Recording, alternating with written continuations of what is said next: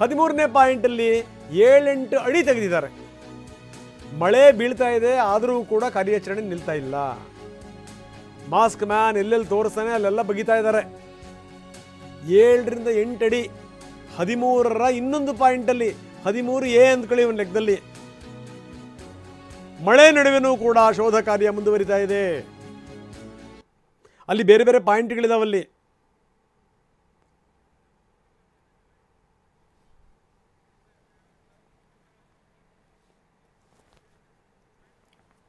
S doctor G ನೀವು ಹಾಗೆ ನೀವು ಸಂಪರ್ಕದಲ್ಲಿರಿ. ಇನ್ನಷ್ಟು ನಾನು ಮಾತಾಡ್ತೀನಿ, ನಾವು ತೋರಿಸ್ತಾ ಇದ್ದೀವಿ ಮಳೆ ನಡುವೆನೂ ಕೂಡ ಯಾವ ರೀತಿ ಶೋಧ ಕಾರ್ಯ ಮುಂದುವರಿತಾ ಇದೆ ಅನ್ನುವಂಥದ್ದು. ಎಲ್ಲೆಲ್ಲಿ ತೋರಿಸ್ತಾ ಇದ್ದಾನವನು ಅಲ್ಲಲ್ಲಿ ಅಗಿತಾ ಇದ್ದಾರೆ. ಈಗಾಗಲೇ 7-8 ಅಡಿ ಆಳಕ್ಕೆ ಹೋಗಿದೆ. ನಮ್ಮ ಡಾಕ್ಟರ್ ತುಂಬ ಅದ್ಭುತವಾಗಿ ಹೇಳ್ತಾ ಇದ್ದರು. ಡಾಕ್ಟರ್ ದಿನೇಶ್ ರಾವ್ FSL ತಜ್ಞರು, ವಿಧಿವಿಜ್ಞಾನ ತಜ್ಞರು. ನೋಡಿ, ಇದನ್ನು ಯಾರೂ ಕೂಡ ಅದನ್ನು ಹೇಳೋಕ್ಕಾಗಲ್ಲ. ಇದನ್ನು ಈ ರೀತಿ ಬಗೆದ್ರೆ ಇರುವಂಥ ಸಾಕ್ಷ್ಯಗಳು ಕೂಡ ನಾಶವಾಗಿಬಿಡ್ತವೆ ಅಂತ. ಸಾಕ್ಷ್ಯಗಳಿದ್ದರೆ ತಾನೇ ನಾಶವಾಗೋದು. ತುಂಬ ಜನ ಗೊತ್ತಿದೆ ಸಂಬಂಧಪಟ್ಟಂಥ ಅಧಿಕಾರಿಗಳಿಗೆ ಅಲ್ಲೇನೂ ಇಲ್ಲ ಅಂತ. ಒಬ್ಬನೇ ಒಬ್ಬ ವ್ಯಕ್ತಿ ಈ ರೀತಿ 15-18 ಅಡಿ ಆಳ ತೆಗೆದು ಹೆಣ್ಣಗಳನ್ನು ಹೂಳಕ್ಕೆ ಸಾಧ್ಯನಾ? ಮಾಡಲಿಕ್ಕೆ ಸಾಧ್ಯನಾ? ಹೋಗಲಿ. ಹಾಗಾಗಿ ಏನು ಅಂತಂದರೆ ಇವನ ಸಮಾಧಾನಕ್ಕೋಸ್ಕರ ಎಲ್ಲೆಲ್ಲಿ ಹೇಳ್ತಾನೆ ಅಲ್ಲಲ್ಲಿ ತೆಗಿತಾ ಇದ್ದಾರೆ. ಆಯ್ತಪ್ಪ, ನೀನು ಎಲ್ಲಿ ಹೇಳ್ತೀಯ ಅಲ್ಲಿ ತೆಗಿತೀವಿ. ಅವನು ಒಂದು ಪಾಯಿಂಟನ್ನು ತೋರಿಸಿದ್ರೆ ಇವ್ರು 4 ಪಾಯಿಂಟ್ಗಳನ್ನು ಇವರು ವಿಸ್ತರಿಸ್ತಾ ಇದ್ದಾರೆ. ಬನ್ನಿ, ಪೃಥ್ವಿರಾಜ್ ನಮ್ಮೊಂದಿಗೆ ನೇರ ಸಂಪರ್ಕದಲ್ಲಿದ್ದಾರೆ. ಪೃಥ್ವಿರಾಜ್ ಬೇಡ ಗಮನಿಸಬೇಕಾದಂಥ ಸಂಗತಿ, FSL ತಜ್ಞರ ಜೊತೆಗೂ ಕೂಡ ನಾವು ಮಾತಾಡ್ತಾ ಇದ್ವಿ. ಈ ರೀತಿ ಬಗೆಯುವಂಥದ್ದು ಇಲ್ಲಿ ಯಾವುದೇ ಸಾಕ್ಷ್ಯಗಳನ್ನು ಹುಡುಕ್ಲಿಕ್ಕೂ ಸಾಧ್ಯ ಇಲ್ಲ. ನಂಬರ್ 1. ಜೊತೆಗೇನು ಅಂದರೆ 18 ಅಡಿ ಆಳದಲ್ಲಿ ಇವನು ಈ ರೀತಿಯಾಗಿ ಹೆಣ ಹೂಳಕ್ಕೂ ಸಾಧ್ಯ ಇಲ್ಲ ಅಂತ ಇವನು ಹೇಳ್ತಾನೆ. 30 ಪಾಯಿಂಟ್ಗಳಲ್ಲಿ ಹೆಚ್ಚು ಕಡಿಮೆ 300 ಹೆಣಗಳನ್ನು ಹಾಕಿದ್ದೀನಿ ಅಂತ. ಇದು ನಂಬಿಕೆಗೆ ಭಾಳ ದೂರವಾದಂಥ ಮಾತು, ಪ್ರಶ್ನೆ ಬೇರೆ. ಆದರೆ ಈಗ ಮತ್ತೊಂದು ಕಡೆಗೆ 13ನೇ ಪಾಯಿಂಟಲ್ಲಿ ಈಗ ಶುರುವಾಗಿದೆ ಉತ್ಖನನ. 13ನೇ ಪಾಯಿಂಟಲ್ಲಿ ಏನು ನಡೀತಾ ಇದೆ? ಖಂಡಿತ ರಂಗನಾಥ್, ಆರಂಭಿಕ ಹಂತದಲ್ಲಿ ಒಬ್ಬ ವ್ಯಕ್ತಿ ಬರ್ತಾನೆ, ಧರ್ಮಸ್ಥಳದಲ್ಲಿ 100 ಶವಗಳನ್ನು ಹೂತಾಕಿದ್ದೀನಿ, ತೆಗೆದು ತೋರಿಸ್ತೀನಿ ಅಂತಾನೆ ಅಂದಾಗ ಎಲ್ಲರೂ ಕೂಡ ಶಾಕ್ ಆಗಿದ್ರು, ಎಲ್ಲರೂ ಕೂಡ ಆಶ್ಚರ್ಯವಾಗಿದ್ರು. ಎಲ್ರಿಗೂ ಕೂಡ ಓ ಹೌದಾ ಇದೇನಿದು ಅಂತ ಅನಿಸ್ತಾ ಇತ್ತು. ಆದರೆ ಈಗ ಆತ 30 ಪಾಯಿಂಟ್ನಲ್ಲಿ 300 ಹಾಕಿದ್ದೀನಿ ಅಂದರೂ ಕೂಡ ಅದನ್ನು ಸೀರಿಯಸ್ ಆಗಿ ತೆಗೆದುಕೊಳ್ಬೇಕೋ ಬೇಡವೋ ಅಂತ ಒಂದ್ಸರಿ ಯೋಚನೆ ಮಾಡೋಣ ಅಂತ ಎಲ್ರಿಗೂ ಅನಿಸ್ತಾ ಇರುವಂಥದ್ದು. ಸೊ ಅದು ಆ ವಿಚಾರ ಬೇರೆ. ಆದರೆ ಈಗ ಸದ್ಯಕ್ಕೆ 13ನೇ ಪಾಯಿಂಟ್ನಲ್ಲಿ ಕಾರ್ಯಾಚರಣೆ ನಡೀತಾ ಇರುವಂಥದ್ದು. ಭಾರಿ ಮಳೆ ಬರ್ತಾ ಇದೆ, ಸಿಕ್ಕಾಪಟ್ಟೆ ಮಳೆ. ಯಾವ ಲೆವೆಲ್ಗೆ ಅಂತ ಹೇಳಿದರೆ ರಸ್ತೆಗಳಲ್ಲೆಲ್ಲ ನೀರು ಹೋಗುವಷ್ಟು ಮಳೆ ಬರ್ತಾ ಇದೆ. ಆದರೂ ಕೂಡ ಕಾರ್ಯಾಚರಣೆಯನ್ನು ಈಗ ಮುಂದುವರಿಸಿದ್ದಾರೆ. ಆ ಗುಂಡಿಯಲ್ಲಿ ನೀರು ಕೂಡ ತುಂಬಿಕೊಳ್ಳುವಂತಹ ಸಾಧ್ಯತೆಗಳಿದೆ.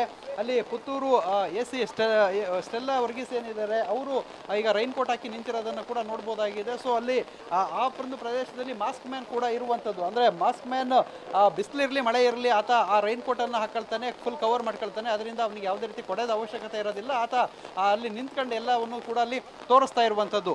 ಈಗ ನಾವೇನು ಆರಂಭಿಕ ಹಂತದಲ್ಲಿ ಹೇಳಿದ್ವಿ ಎಲ್ ಶೇಪ್ನಲ್ಲಿ ಈ ಒಂದು ಗುಂಡಿಯನ್ನು ಅಗಿತಾರೆ ಅಂತೇಳಿ ನಾವು TV9 ಬ್ರೇಕ್ ಮಾಡಿತ್ತು.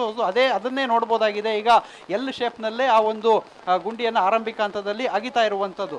ನಿನ್ನೆ ಒಂದು ರೌಂಡ್ ಆಗಿ ಅಗಿತಾ ಇದ್ರು, ಇವತ್ತು ಪರ್ಟಿಕ್ಯುಲರ್ ಆಗಿ ಎಲ್ ಶೇಪ್ನಲ್ಲೇ ಅಗಿತಾ ಇದ್ದಾರೆ. ಆ ಒಂದು ಮಾಸ್ಕ್ ಮ್ಯಾನ್ ನಿನ್ನೆ ಆ ಒಂದು ಪ್ರದೇಶವನ್ನು ಗುರುತು ಮಾಡುವಂಥ ಸಂದರ್ಭದಲ್ಲಿ ತೋರಿಸಿದ್ದ. ಇವತ್ತು ಬೆಳಗ್ಗೆ ಬಂದು ಕೂಡ ಅದೇ ಪ್ರದೇಶವನ್ನು ತೋರಿಸಿದ್ದಂಥದ್ದು. ನಿನ್ನೆ ತೋರಿಸುವಂಥ ಸಂದರ್ಭದಲ್ಲಿ ಆ ಎಲ್ ಶೇಪ್ನಲ್ಲೇ ಆತ ತೋರಿಸಿದ್ದಂಥದ್ದು. ಈ ರೀತಿ ಎಲ್ ಶೇಪನ್ನು ಗುರುತು ಮಾಡಿ ಇಲ್ಲೇ ಸಿಗುತ್ತೆ ಅಂತ ಹೇಳಿ. ಅಂದರೆ ಆ ಒಂದು ಒಳಗಡೆ ಹಾಕಿರೋದ್ರಲ್ಲಿ ಅವನಿಗೆ ಎಷ್ಟು ಕ್ಲಾರಿಟಿ ಇದೆಯೋ ಗೊತ್ತಿಲ್ಲ. ಆದರೆ ಈ ಥರ ಶೇಪ್ಗಳನ್ನು ಕರೆಕ್ಟಾಗಿ ಕೊಡ್ತಾ ಇದ್ದಾನೆ. ಎಲ್ ಶೇಪು, ಈ ಥರದ ಯು ಶೇಪ್, ಇಂಥದ್ದೆಲ್ಲವನ್ನು ಕೂಡ ಕೊಟ್ಟು ಅಲ್ಲಿ ಹೇಳ್ತಾ ಇರುವಂಥದ್ದು. ಸೊ ಆತನ ಮಾತುಗಳನ್ನು ಯಾವುದನ್ನು ಕೂಡ SIT ಕಡೆಗಣಿಸ್ತಾ ಇಲ್ಲ. ಆತ ಏನು ಹೇಳಿದ್ರು ಕೂಡ ಮಾಡ್ತಾ ಇದೆ. ಸೊ ಫೈನಲಿ ಅವರಿಗೆ ಸತ್ಯ ಹೊರಗೆ ಬರಬೇಕು ಅನ್ನೋದೇ ಒಂದು ಉದ್ದೇಶ ಆಗಿರೋದ್ರಿಂದ ಸೊ ಆತನ ಮಾತನ್ನು ಯಾರು ಕೂಡ ನಿರ್ಲಕ್ಷ್ಯ ಮಾಡ್ತಾ ಇಲ್ಲ ಅನ್ನೋದು ಇಲ್ಲಿ ಗಮನಿಸಬೇಕಾದ ವಿಚಾರ. ಸದ್ಯಕ್ಕೆ ಮಳೆ ಮುಂದುವರಿತಾ ಇದೆ. 2 ಅರ್ತ್ ಮೂವರ್ಗಳು ಕೆಲಸ ಮಾಡ್ತಾ ಇದೆ. ಸೊ ಮಳೆಯಲ್ಲೂ ಕೂಡ ಕೆಲಸ ಮಾಡ್ತಾ ಇರುವಂಥದ್ದು. SIT ಅಧಿಕಾರಿಗಳು ಇಲ್ಲಿ ಏನು ಶಿಷ್ಟಾಚಾರದ ಅಡಿಯಲ್ಲಿ ಬರುವಂತಹ ಎಲ್ಲರೂ ಕೂಡ ಸ್ಥಳದಲ್ಲೇ ಬೀಡ್ಬಿಟ್ಟಿದ್ದಾರೆ. ಸಾರ್ವಜನಿಕರಿಗೆ ಆ ಒಂದು ರಸ್ತೆಯಲ್ಲಿ ಪ್ರವೇಶವನ್ನು ಅಂದರೆ 4 ವೀಲರ್ಗಳಿಗೆ ಪ್ರವೇಶವನ್ನು ನಿರ್ಬಂಧ ಮಾಡಲಾಗಿದೆ.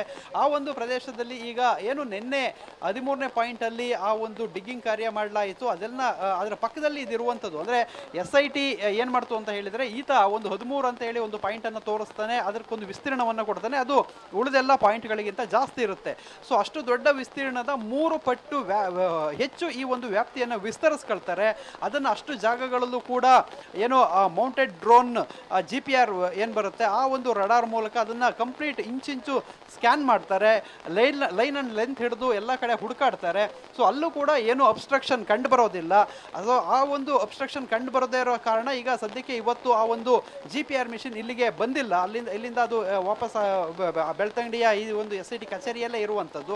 ಸದ್ಯಕ್ಕೆ ಈ ಪ್ರದೇಶದಲ್ಲಿ ಅಗಿಲೇಬೇಕು ಅಂತ ಹೇಳಿ ಈತ ಪಟ್ಟನ್ನು ಹಿಡಿದು ಕೂತಿದ್ದ. ಅಂದರೆ ಒಂದು ಪಾಯಿಂಟನ್ನು ಮಾಜರು ಪ್ರಕ್ರಿಯೆ ಅಡಿಯಲ್ಲಿ ತಂದ ಸಂದರ್ಭದಲ್ಲಿ ಅದನ್ನು ಅಗಿಲೇಬೇಕು, ಅದು ಕಾನೂನು ನಿಯಮ ಕೂಡ ಆಗಿರುತ್ತೆ. ಸೊ ಆಗಿದೆ ಹಾಗೆ ಅಂತೂ ಬಿಡೋಕ್ಕಾಗ್ತಾ ಇರಲಿಲ್ಲ. ಆದರೆ ನಿನ್ನೆ ಅದು ಅಗದು ಮುಗಿದಾಗಿತ್ತು. ಆತ ಇವತ್ತು ಮತ್ತೆ ತೋರಿಸಿದ್ದಾನೆ, ಇನ್ನು ನಾಳೆ ಕೂಡ ತೋರಿಸುವಂಥ ಸಾಧ್ಯತೆಗಳಿದೆ. ಯಾಕೆಂತ ಹೇಳಿದರೆ ಪಾಯಿಂಟ್ ನಂಬರ್ 13 ಅಷ್ಟು ದೊಡ್ಡದನ್ನು SITಯೇ ಮಾಡಿರುವಂಥದ್ದು. ಅಂದರೆ ಆತ ತೋರಿಸಿದ್ದ ಪಾಯಿಂಟ್ಗಿಂತನೂ 3 ಪಟ್ಟು ಹೆಚ್ಚಿಗೆ SIT ಗುರುತನ್ನು ಮಾಡ್ಕೊಂಡಿದೆ. ಸದ್ಯಕ್ಕೆ ಇಲ್ಲಿ ಪಾರದರ್ಶಕ ತನಿಖೆ ಆಗಬೇಕು ಅಂತ ಹೇಳಿ SIT ಬೇಕಾದಂತಹ ಎಲ್ಲ ಕ್ರಮಗಳನ್ನು ನಿಯಮಗಳನ್ನು ಅನುಸರಿಸ್ತಾ ಇದೆ. ಎಲ್ಲೂ ಕೂಡ ಲೂಪೋಲ್ ಅವರು ಇಟ್ಕೊಳ್ತಾ ಇಲ್ಲ. ಸದ್ಯಕ್ಕೆ ಕೆಲವೊಂದು ಸಣ್ಣ ಪುಟ್ಟ ಗೊಂದಲಗಳನ್ನು ಬಿಟ್ಟರೆ ಈ ತನಿಖೆ ಅಂತೂ ಉತ್ತಮ ರೀತಿಯಲ್ಲಿ ನಡೀತಾ ಇದೆ. ಆದರೆ ಆತನಿಗೆ ಈ ಒಂದು ಆತ ಹೇಳಿದ್ದಂತಹ ಟಾರ್ಗೆಟ್ಗಳು ಮುಟ್ತಾ ಇಲ್ಲ. ಆತ ಹೇಳಿದ್ದು 100 ಶವಗಳನ್ನು ಹೂತಾಕಿದ್ದೀನಿ ಅಂತ, ಇಲ್ಲಿವರೆಗೂ ಸಿಕ್ಕಿರೋಂಥದ್ದು 6ನೇ ಪಾಯಿಂಟಲ್ಲಿ 1 ಅಸ್ಥಿ ಪಂಜರ. ಸೊ ಆದ್ದರಿಂದ ಈ ಭಾಗದಲ್ಲಿ ಪರ್ಟಿಕ್ಯುಲರ್ ಆಗಿ 13ನೇ ನಂಬರಲ್ಲಿ ಯಥೇಚ್ಛವಾಗಿ ಹೆಣಗಳನ್ನು ಹೂತಾಕಿದ್ದೀನಿ ಅಂತ ಹೇಳಿದ್ರು ಕೂಡ ಈ ಒಂದು GPR ಅಲ್ಲಿ ಏನು ಕೂಡ ಅಬ್ಸ್ಟ್ರಕ್ಷನ್ ಕಾಣಿಸಿಲ್ಲ. ಸೊ ಇದರಿಂದಾಗಿ ಎಲ್ಲೋ ಒಂದು ಕಡೆ ಈತ ಏನಾದರೂ ಸುಮ್ಮನೆ ಹೇಳ್ತಾ ಇದ್ದಾನ, ಸೊ ಇದರಿಂದ ಯಾರಿದ್ದಾರೆ ಇಂಥ ಚರ್ಚೆಗಳು ಈಗ ಆರಂಭ ಆಗಿರುವಂಥದ್ದು. ಸದ್ಯಕ್ಕೆ ಇದೆಲ್ಲವೂ ಕೂಡ ಮುಂದೆ ಸ್ವಲ್ಪ ಸೀರಿಯಸ್ ಆಗಿ ವಿಚಾರ ಹೋಗುವಂಥ ಸಾಧ್ಯತೆಗಳಿದೆ.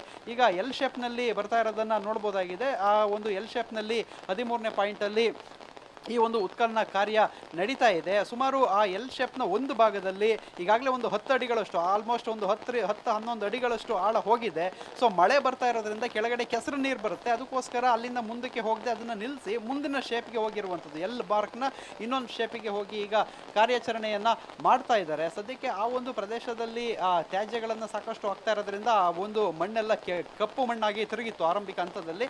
ಅದು ಸ್ವಲ್ಪ ಕೆಳಗಡೆ ಹೋದ ನಂತರ ಸ್ವಲ್ಪ ಕೆಂಪು ಬಣ್ಣದಲ್ಲಿ ಇರುವಂತಹ ಸಾಯಿಲ್ ಸಿಗ್ತಾ ಇರುವಂಥದ್ದು. ಸದ್ಯಕ್ಕೆ ಈ ಒಂದು ಪ್ರದೇಶದಲ್ಲಿ ಇನ್ನು ಎಷ್ಟೊತ್ತು ಕಾರ್ಯಾಚರಣೆ ನಡೆಯುತ್ತೆ ಅನ್ನೋದು ಮುಂದಿನ ಹಂತಗಳಲ್ಲಿ ಗೊತ್ತಾಗಬೇಕಾಗಿದೆ. ಮತ್ತು ಪರ್ಟಿಕ್ಯುಲರ್ ಆಗಿ ಇಲ್ಲಿ ಮಾತ್ರ ಮಾಡ್ತಾರೆ. ಯಾಕೆ ಅಂತ ಹೇಳಿದರೆ ಈಗಾಗಲೇ ಕಾರ್ಯಾಚರಣೆ ಸ್ಟಾರ್ಟ್ ಆಗಿ ಒಂದೂವರೆ ಗಂಟೆ ಕಳೀತಾ ಬಂತು.